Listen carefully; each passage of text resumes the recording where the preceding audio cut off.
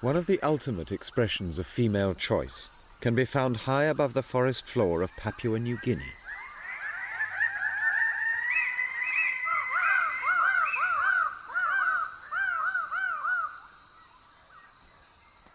Male Ragiana birds of paradise.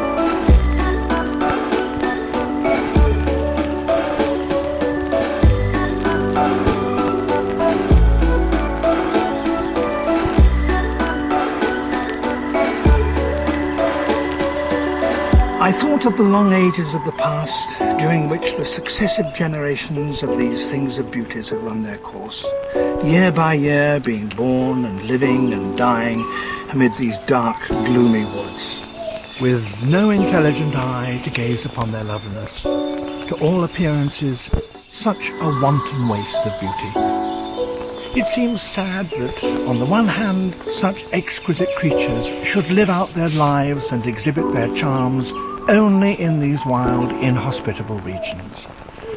This consideration must surely tell us that all living things were not made for man. Many of them have no relation to him. Their happiness and enjoyments, their loves and hates, their struggles for existence, their vigorous life and early death would seem to be immediately related to their own well-being and perpetuation alone. Indeed so.